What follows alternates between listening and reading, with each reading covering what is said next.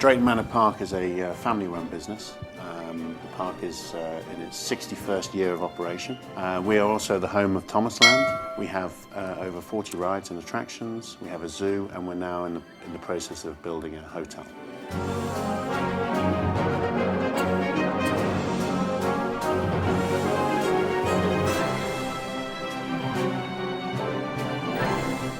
We are limited for space here, so we were looking for something that could accommodate the existing area of the park. Also, we had some, one of our main entrances is coming through this area, so we had to allow flow of people underneath the ride. So we wanted a coaster that was sort of, would allow a 5-year-old to go on the ride, but also allow a sort of 10, 11-year-old to feel as if, yeah, this is a great ride. So we had some challenges there, but now I think the layout has exceeded those challenges, and we've come up with a very successful piece of kit here.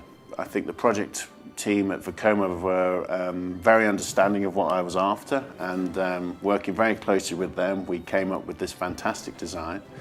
So it was a custom-built design layout.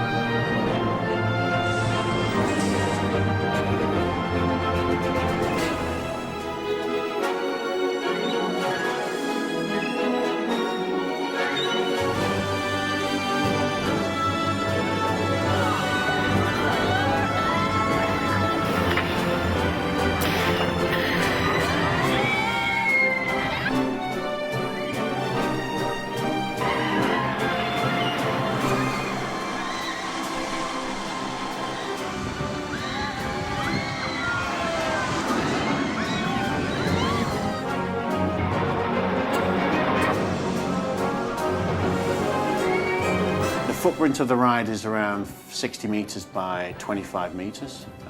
We have a height of 20 metres on the main lift hill. We have a train of 20 people, so a capacity of around 720 an hour. So some big figures there for a junior coaster.